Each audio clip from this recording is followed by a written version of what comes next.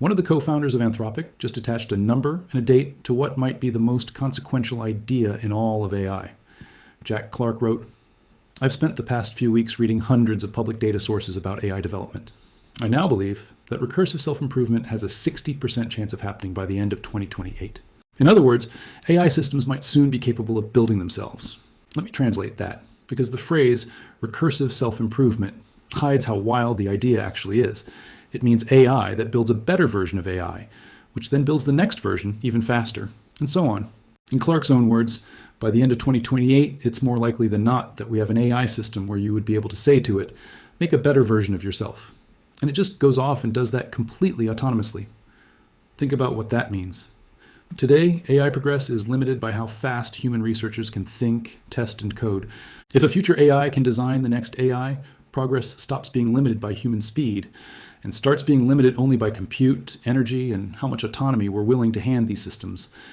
Now, I want to be clear and careful here, because this topic attracts a lot of hype. Clark is not saying superintelligence arrives in 2028. He's not predicting the end of the world on a date. And there are serious, credentialed experts who think he's way too aggressive. I'm going to give you both sides, honestly, but here's why this deserves your attention. This isn't a random pundit.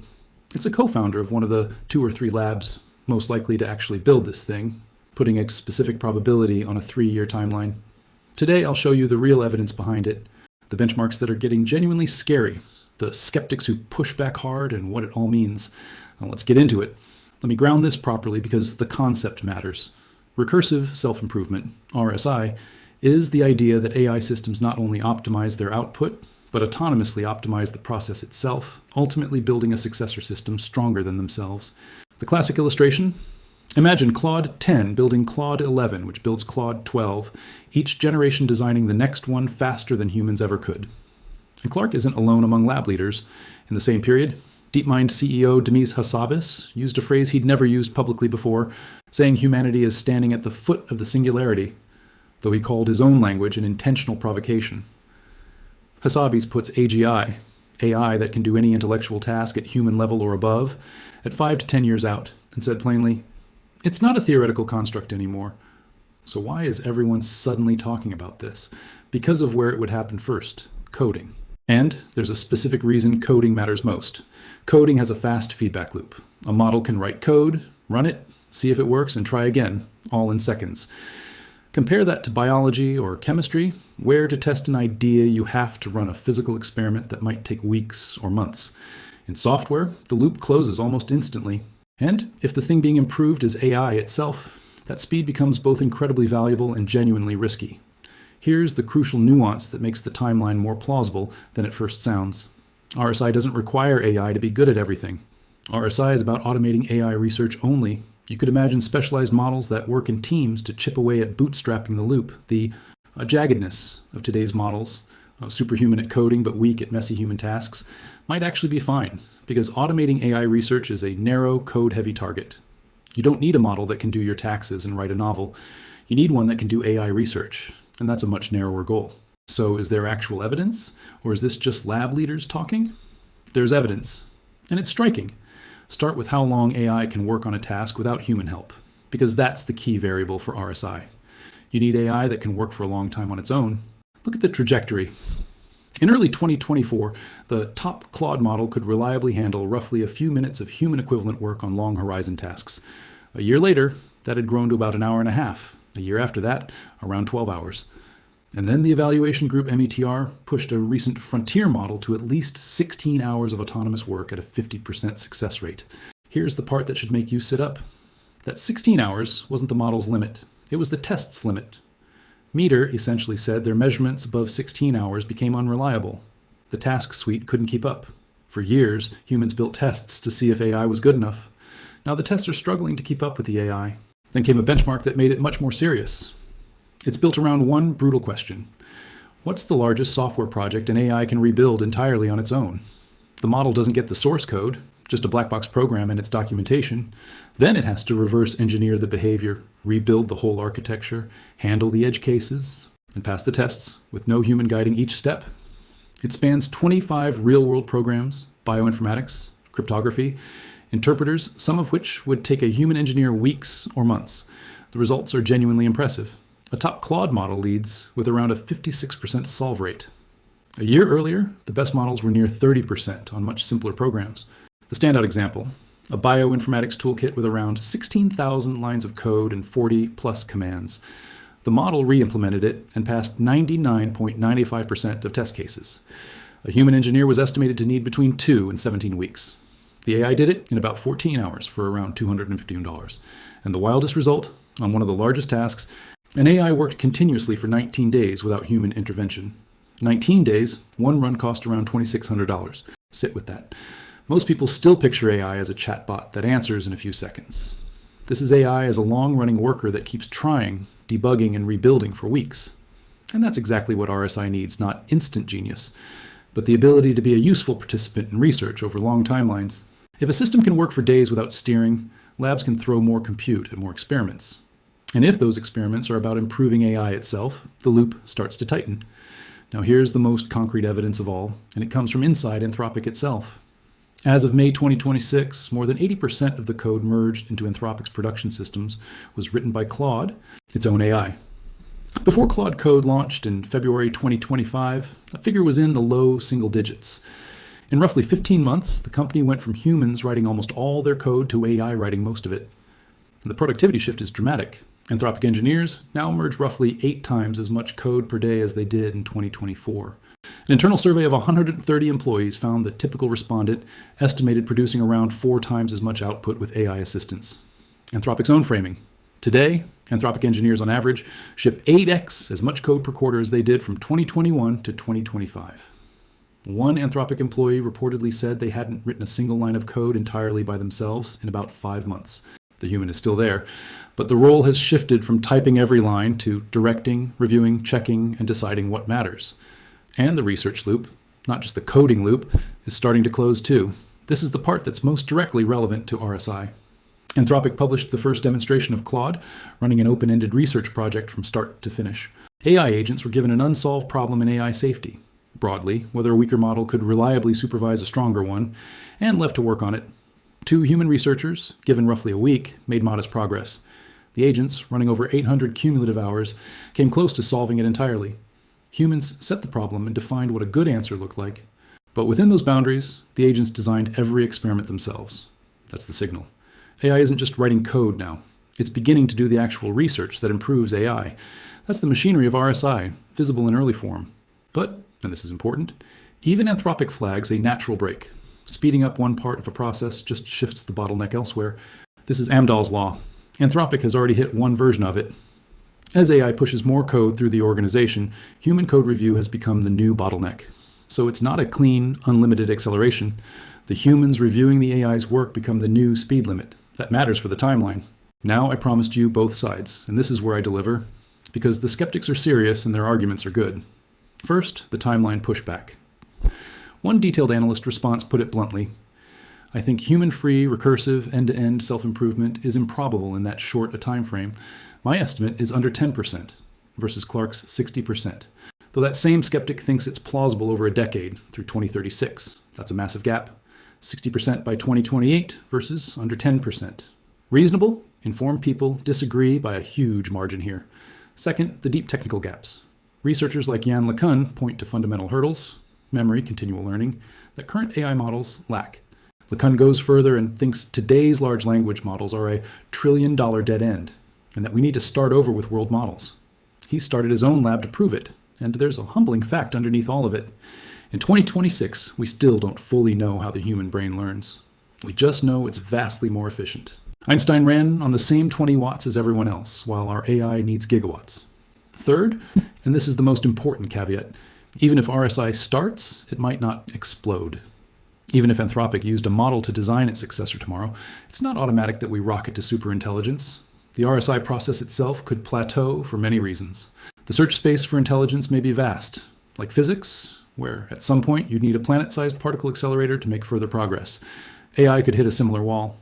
Fourth, there's a credibility question worth raising honestly. Some independent researchers note that Anthropic and DeepMind shifted their messaging in the same quarter, in the same direction, right as valuations soared, and both subtly walked back earlier safety pause commitments. The skeptical reason is that AI is accelerating its own evolution. is partly a narrative that benefits the companies telling it. Even a sympathetic outlet noted the Anthropic Institute is also a positioning play. Anthropic has built its brand on being the responsible frontier lab. So the honest picture is the evidence of acceleration is real, but the leap to full autonomous self-improvement by 2028 is genuinely contested. The technical gaps may be deep, and the people predicting it have an incentive to. Hold all of that at once. Now here's the part that gives even optimists pause. And it's not science fiction. It's about measurement breaking down. When the evaluation group tested a recent frontier model before deployment, something uncomfortable happened. The model showed a higher rate of cheating than any public model they'd tested on that setup. And cheating here doesn't mean cartoon evil. It means the model improved its score by exploiting the test environment, finding shortcuts that weren't allowed. In some cases, it extracted hidden information that revealed the expected answers, rather than solving the task the intended way. Why does that make safety researchers nervous? Because it means the model isn't just blindly following instructions.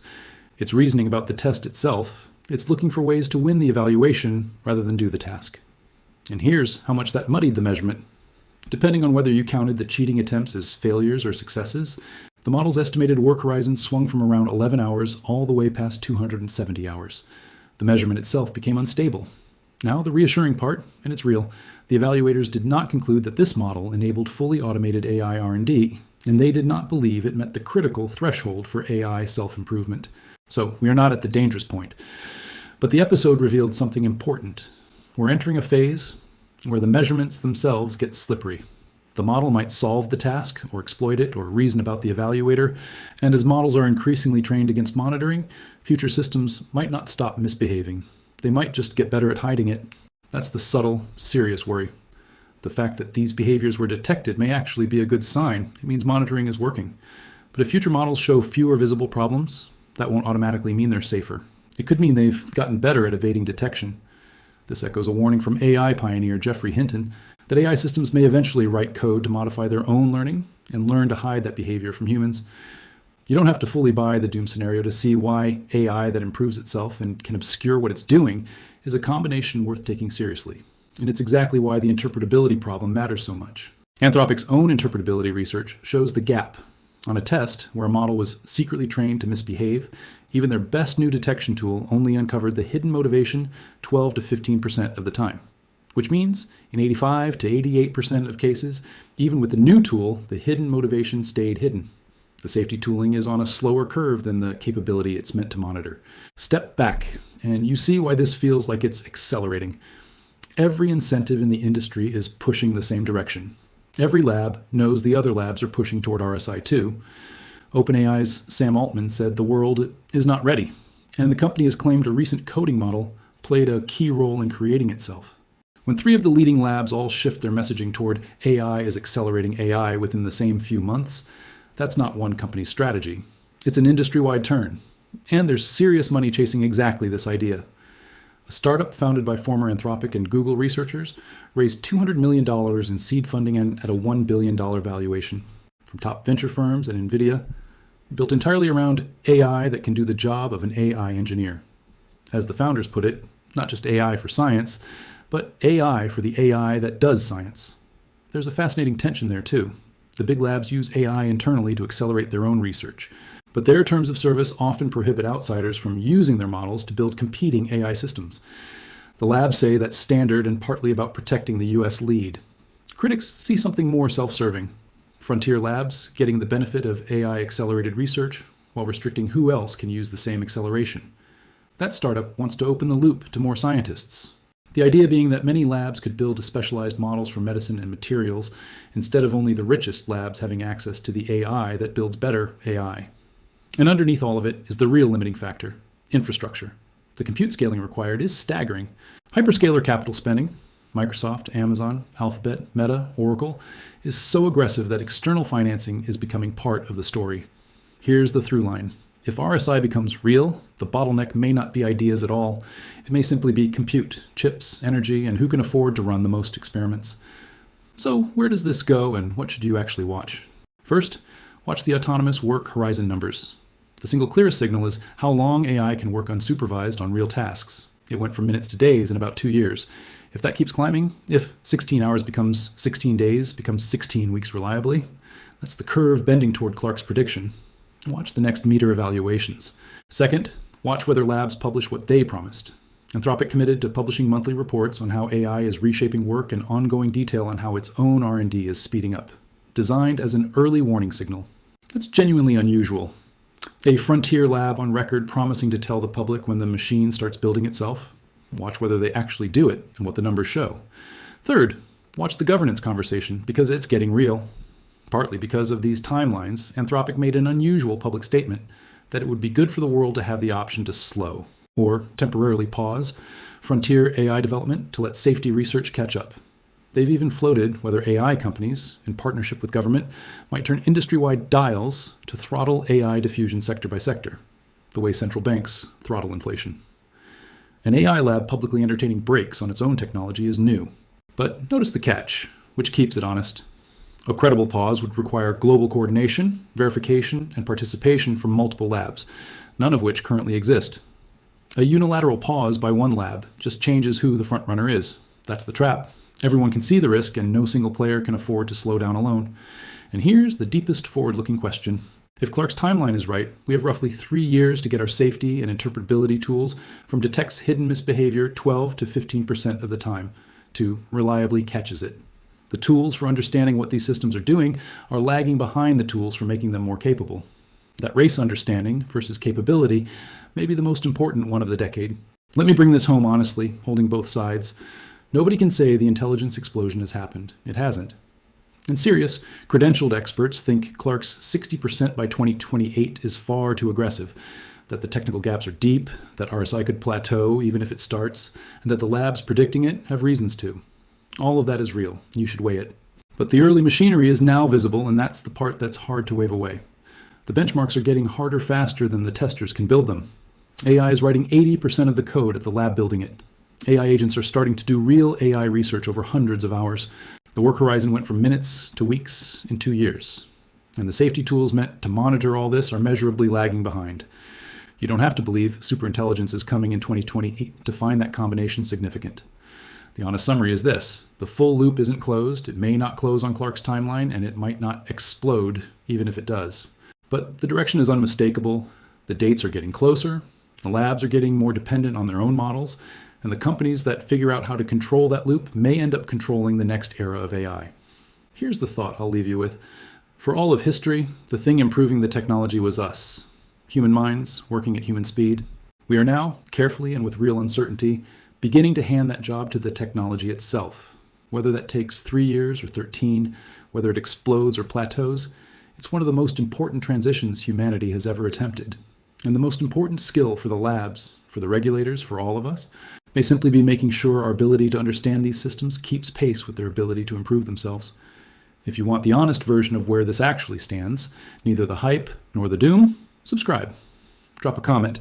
Do you think Clark's 60% by 2028 is realistic or way too aggressive?